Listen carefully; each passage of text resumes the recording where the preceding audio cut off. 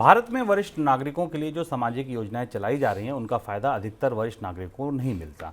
United nation population fund की India ageing report में ये बात कही गई है। रिपोर्ट में ये बताया गया कि गरीब तबके के 28.7% पुरुषों और 53.5% महिलाओं के पास आय का कोई साधन नहीं है। सर, कितनी बड़ी चुनौती है ये भारत के लिए? भारत में आयु या वार्धक्य भी अपने आप में गरीबी की वजह है, और ये बात अब इससे स्पष्ट होती है। इससे पहले भी कुछ रिपोर्ट लेकर आई थी, पर यूनाइटेड नेशन पॉपुलेशन फंड की जो इंडिया एजिंग रिपोर्ट है 2023, ये बता रही है कि करीब करीब 28 से 30% लोग जो 60 से साल से ऊपर के हैं वो उम्र के कारण गरीबी में है, क्योंकि उनके पास कोई आय नहीं है, और इसलिए गरीबों की में बड़ी संख्या इन आयु के लोगों की है।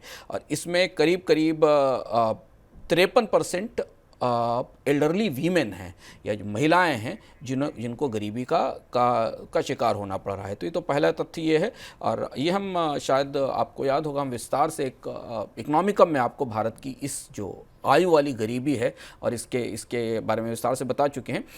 इस आंकड़े के साथ एक और महत्वपूर्ण बात यह है कि भारत की जो पूरी पेंशन प्रणाली है, या जो वरिष्ठ नागरिकों के लिए स्कीमें हैं, उनका कोई फ़ायदा इन गरीब लोगों में बड़े हिस्से को नहीं मिलता है। उसकी बड़ी वजह यह है कि जैसे ओल्ड एज पेंशन के बारे में रिपोर्ट बताती है कि केवल 28% लोगों को इसका लाभ मिलता है, विधवा पेंशन का केवल 30% लोगों को लाभ मिलता है, फ्री फूड ग्रेन स्कीम्स का केवल 2 से 3% इन गरीब बुजुर्ग आबादी को लाभ मिलता है। और ये बता रहा है कि भारत के पूरे पेंशन ढांचे में और एजिंग सोसाइटी की तरफ बढ़ते हुए पेंशन और इन सारी व्यवस्थाओं में बड़े बदलाव की ज़रूरत है।